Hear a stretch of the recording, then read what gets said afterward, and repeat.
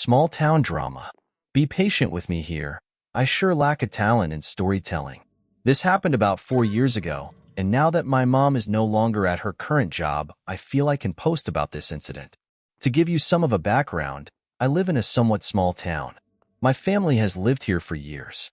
It is one of those towns where growing up I had to be on my best behavior because everyone knows everyone. One time I was picked up by some friends who were egging before picking me up, and by the time I got home my mom had already had 3 phone calls from people telling on me that I was in the car that was egging. Everyone knows everyone, and everyone is related to everyone. My grandma was very involved in the community, and everyone calls her grandma. My mom is also very involved in the community, and I swear she knows everyone. She also was on the school board and president at the time of the event that I am about to share. So back in 2020, my grandma was renting a house from a family who has also lived in the town forever. They are actually seen as slumlords in town. Their properties they rent out are not the best. However, considering our family history and their love for my grandma, they rented out one of their better, smaller houses to her. The house was a house. We had to do a lot to it on our dime before my grandma and my grandma's brother could move in. The house had old appliances, and the doors were the original in this 1950s house. So my grandma, 86 years old, became ill, and it was hard for my mom, 59 years old, to get her in and out of the house due to very wet conditions. My mom honestly was having a horrible time getting her to the car. My grandma also had fallen a few times as well. There was a swamp of black slimy mud between my grandma's yard and our only available parking constantly. My mom reached out to my grandma's landlord and asked if she would provide a sidewalk or some type of safe passage to the street. My mom was told that that was city property and she was not allowed to do anything. So my mom reached out to the city, people who we had every reason to believe would care about the safety of my grandma, great-uncle, or any other senior citizen. The city said it was a landlord problem and she needed to put in a driveway. Just to add, a lot of the people who work for the city are people my family have known for years and have lived in the town for years themselves. My grandma babysat over half of them. When my mom kept getting the back and forth between city and landlord and had no luck appealing to the Public Works Committee, she finally told Bob, who is a head of Public Works, she would just take care of it herself. Bob is someone who has been in town for years and is actually distantly related to the landlord. At that point, the mayor, Chelsea, ordered the city workers to set aside other projects that came from them and go to my grandma's property.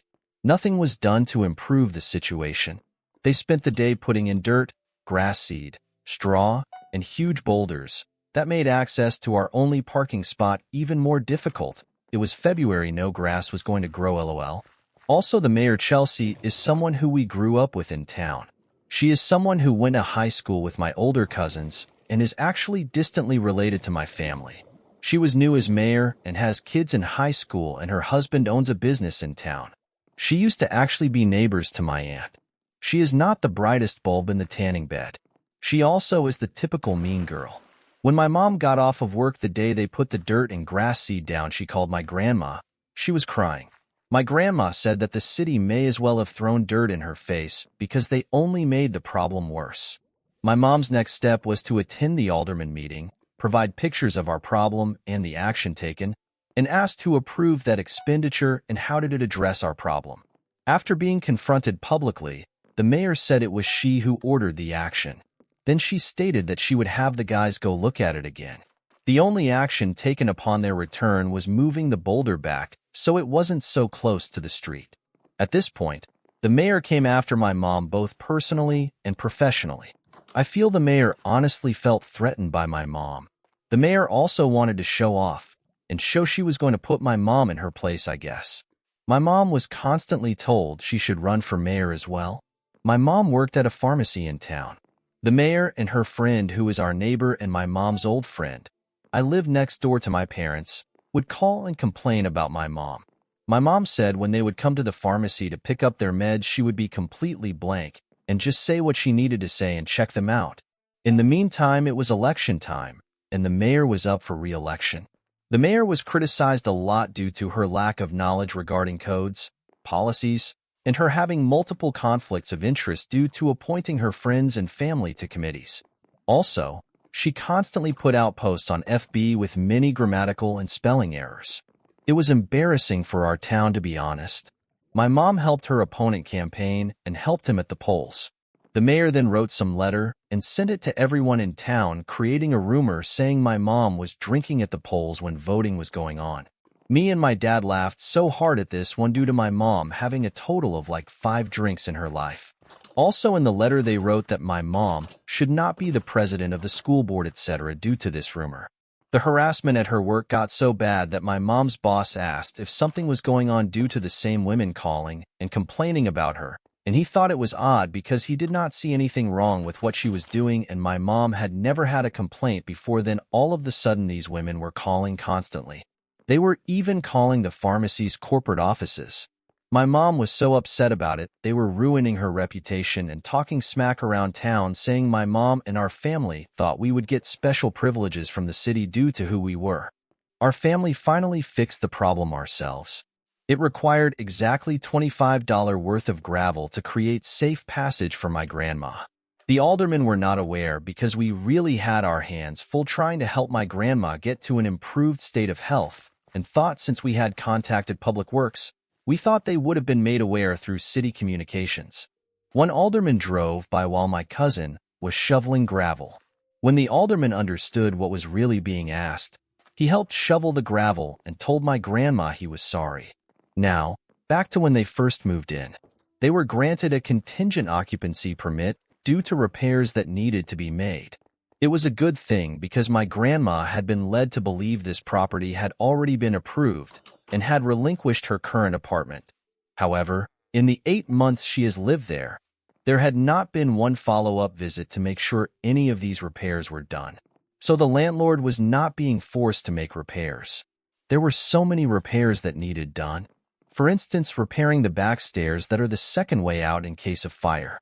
Every time my mom would inquire about a follow-up visit, it was met with a threat to revoke the occupancy permit and make my ill grandma move and become homeless.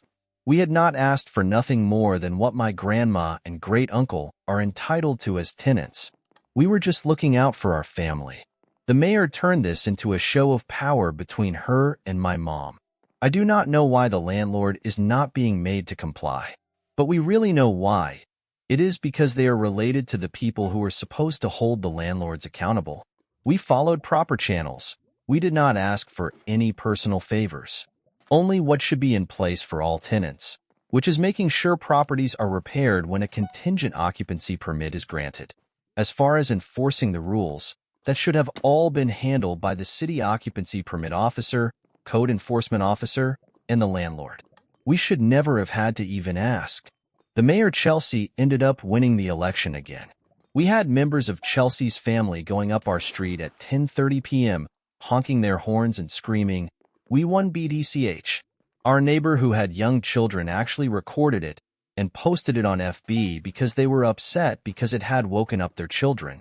To this day, our family is harassed and our family members are constantly getting citations for little petty things.